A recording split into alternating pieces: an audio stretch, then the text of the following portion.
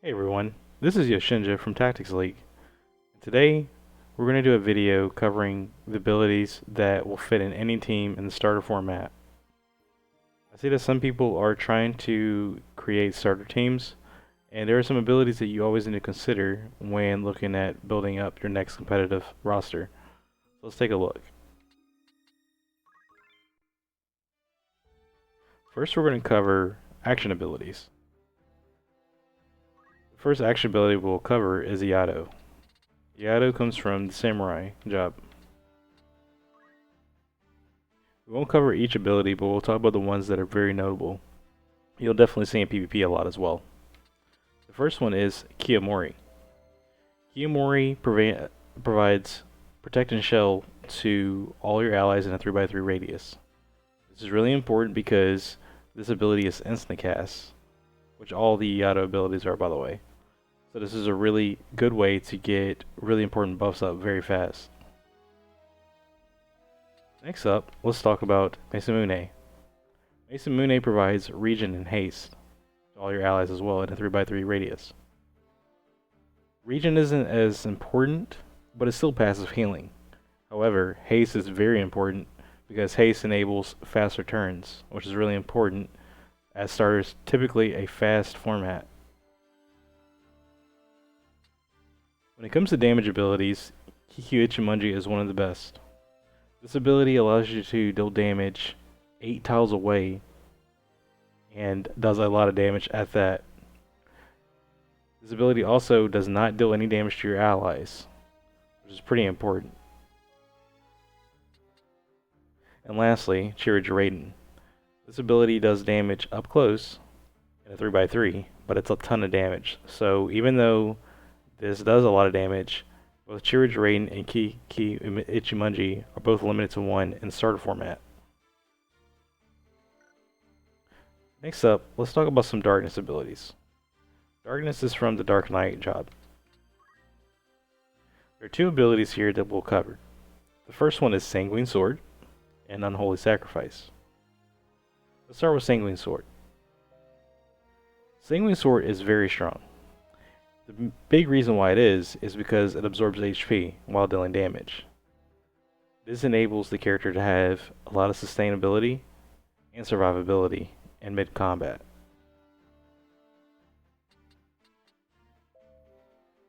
Next up is Unholy Sacrifice. This ability is one of the 2 abilities I will consider a bomb in this video. This ability being the first. This is a 3x3 area that does a lot of damage, but it also does a lot of damage to its user. One thing about this ability is that it's really good at punishing tight stack formations. So if your opponent is grouping up, tear them all down with Unholy Sacrifice. Alright, now let's move on to the next one. Let's look at some summons.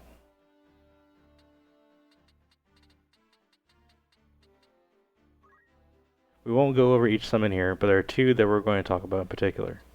The first one is Golem. Golem is an amazing ability. What it does is, when you cast it, it creates a damage shield around all your allies, regardless of their range, that equals the caster's maximum HP. For example, this Ramza has 324 HP currently, so it would create a damage shield that equals 324 on all allies. What Golem also does, however, is the damage shield is used for absorbing basic attacks, throw, jump, and aim abilities. This is a real good way to soften up the blow from throw and jump in particular, and even sometimes some basic attacks. If you recast Golem early, or if even the Golem shield is taking damage but was not completely gone, you can instantly reset the shield's strength based on the caster's max HP. The next ability we'll talk about is the second bomb, and this bomb ability is Zodiark. Now, Zodiark is pretty slow, but it does a ton of damage. It's also pretty costly too. But one thing about it is, as any other summon in this summon skill set, summons can be used to attach to friendly allies. Summons don't deal damage to allies, so you can target an ally, put the summon on them, and And then later turns, the summon can be cast as long as the casts are still alive, of course. And the summon can go off. And this is kind of how you can do it with Zodiark. Zodiark can be considered a delayed bomb, if you will. Make sure to utilize turn order, though, to get the most benefit out of this. Alright, next up is going to be martial arts. Martial arts is under the monk job. And as usual, we won't cover each ability, but we'll talk about some of the more notable ones. The first one is Aura Blast. Aura Blast is a pretty nice ability. It's good when your opponent isn't stacked or aren't in a line for Shockwave, which we'll cover in a second. Aura Blast does good single target damage and has some distance, so you don't have to be up close on the enemy. Now, Shockwave is pretty similar to Kiki Uchimanji and Iato. It is also an 8 tile long ability, and it has a tolerance of 2 vertical. This ability is also considered earth, and it does physical damage. Now, the big difference between Shockwave and Iato is that Shockwave does damage to allies if they're in the line, so you need to be extra careful there. Or you can benefit from the fact that it's earth damage. 2 more abilities we're going to cover. First one, or the first support ability we'll cover is Chakra. Chakra is an interesting ability. It's an instant cast AoE, HP, and MP restore. It can heal enemies, so you gotta be extra careful on positioning, and has 0 vert, so you have to be on the same height. One thing about this though is this pairs pretty decently when your units have Mana Shield, which we'll cover later. But you can use this to instantly restore MP and give them a chance to reproc their Mana Shield for later turns. The last ability we'll cover here is Revive. Revive is pretty nice, but is also limited. So this is really going to come down to positioning. It has 0 vert, so once again, you and the target have to be on the same height.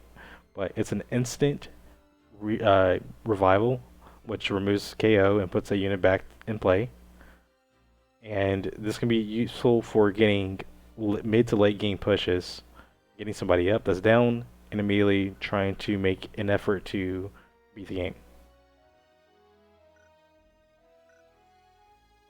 Okay, there's going to be 2 more action abilities we'll cover.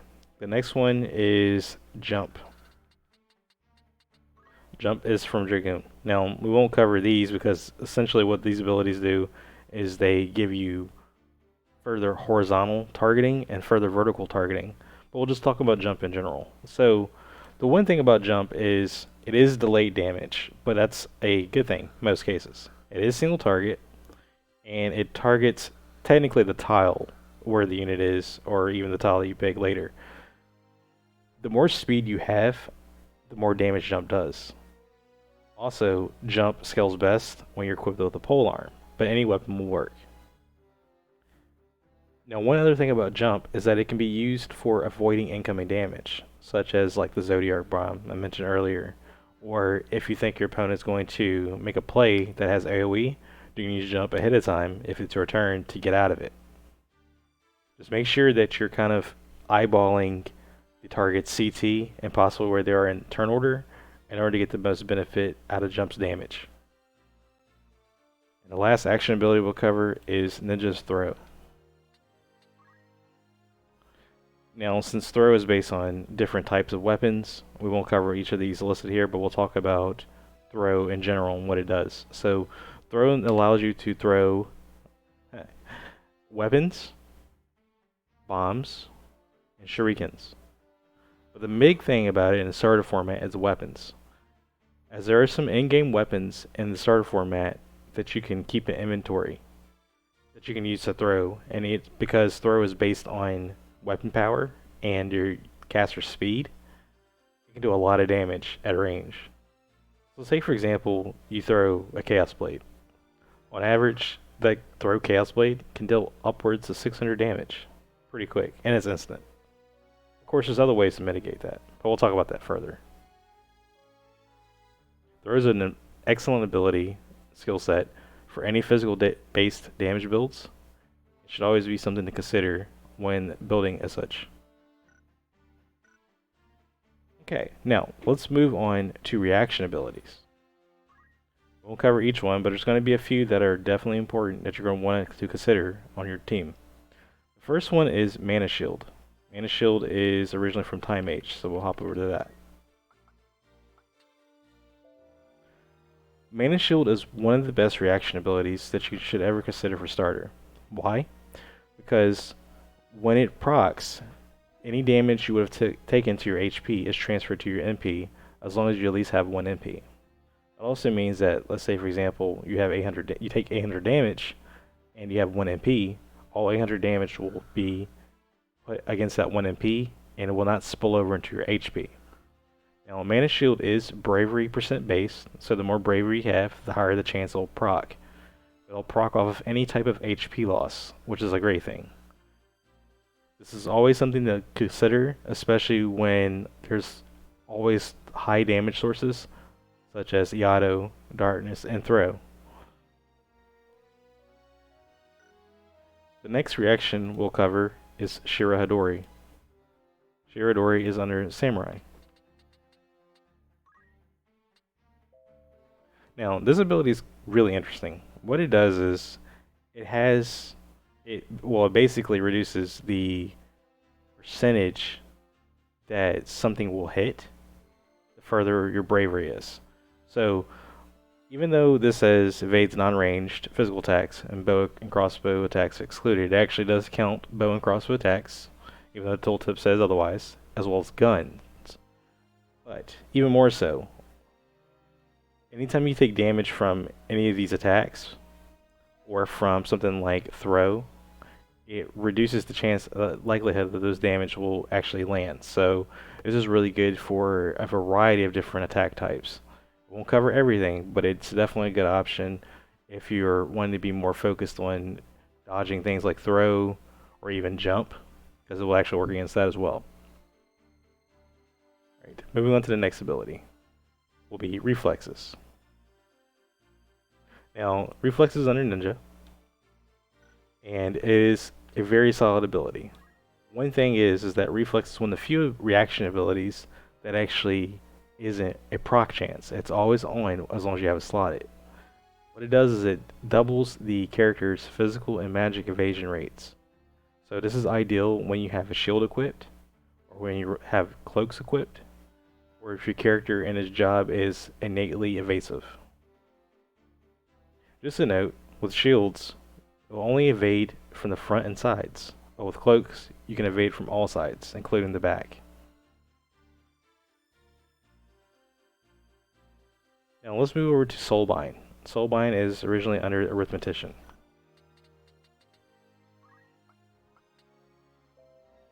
Now, Soulbind is a very interesting ability. What it does is, there's a bravery % chance that after taking damage, you return half the damage taken and restore HP from that damage. Now, one thing about this ability is that you have to actually survive the hit prior, so you need to make sure that you're fairly bulky if you're going to consider Soulbind in the first place. This ability is really nice for punishing plays like Kiki Ichimonji or Shockwave, or even potentially bow attacks, where your opponent is constantly playing from a distance, as this ability allows it to hurt and also allows you to sustain as you get closer to them, especially if playing melee setups. The last reaction ability we cover is Dragonheart. Dragonheart is under Dragoon.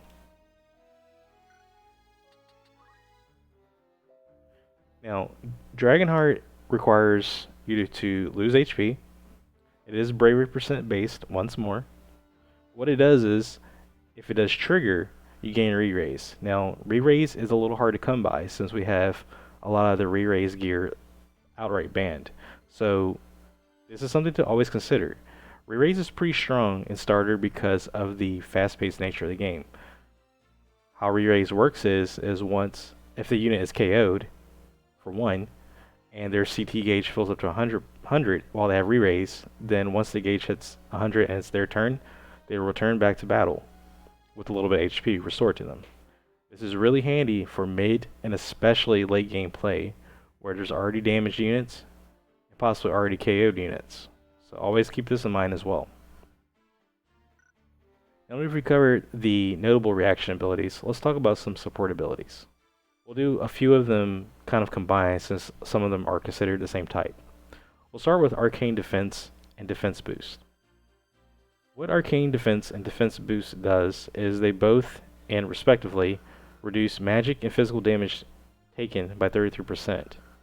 These abilities also stack with Protect and Shield, which also reduce physical and magic damage taken by 33%.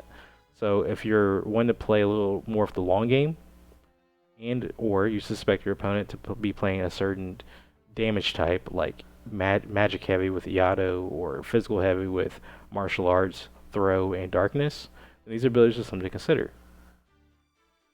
Next up is Arcane Strength, Attack Boost, and Vehemence. Well, first we'll talk about Arcane Strength and Attack Boost since they're more or less the same.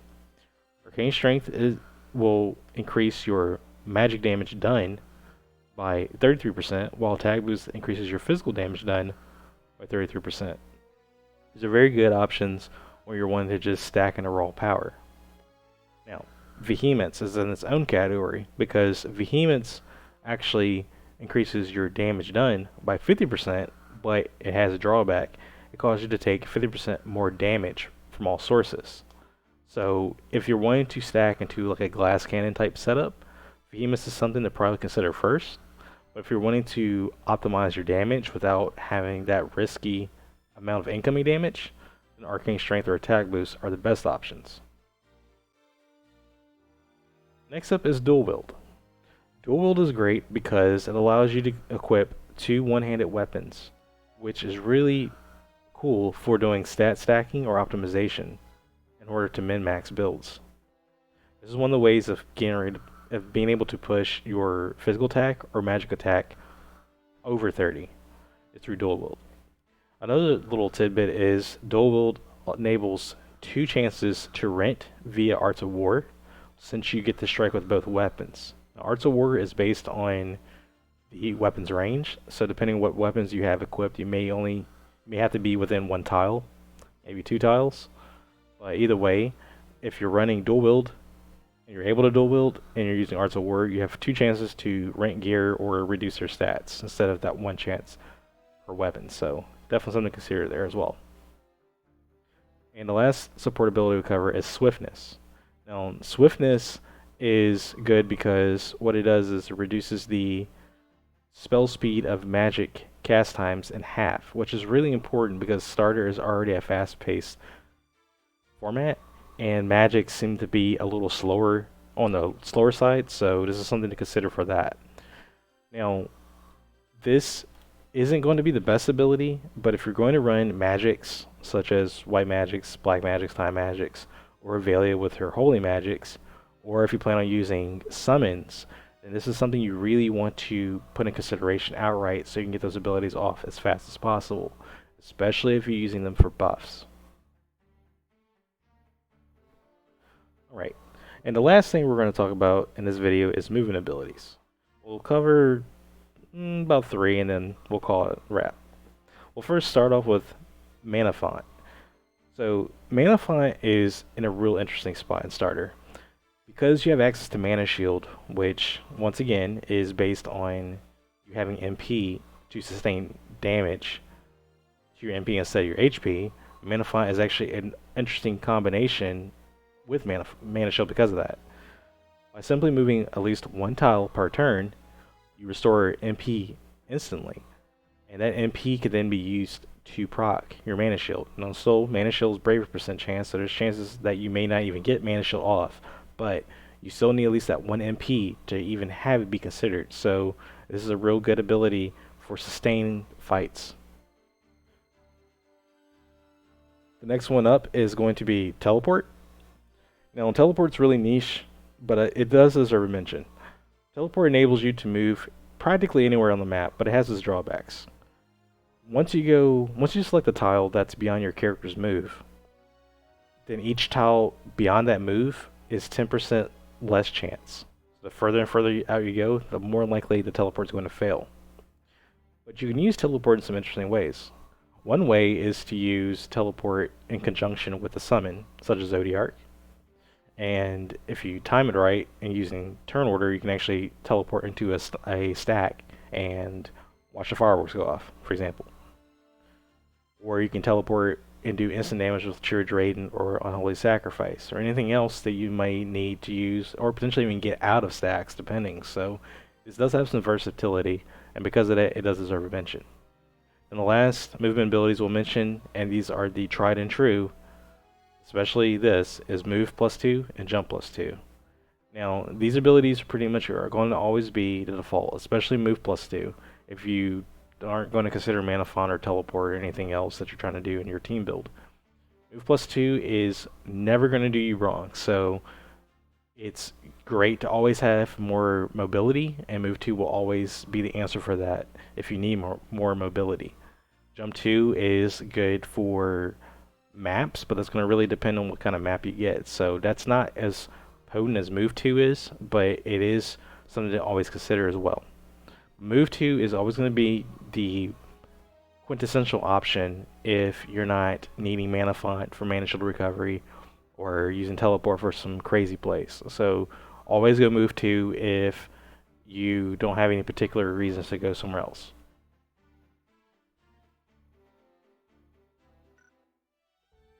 And with that being said, that's a wrap with this video. Thank you guys for watching this informative video. I'm hoping this guide helps get your starter team a little bit more built and optimized, have some more variety and some more options in how you want to customize your team. If you find this video informative, please give it a like, and also subscribe to Tactics League, as we'll be bringing in more PvP videos, as well as more guides in the future. This is Yoshinja signing off, and I'll catch you in the next video.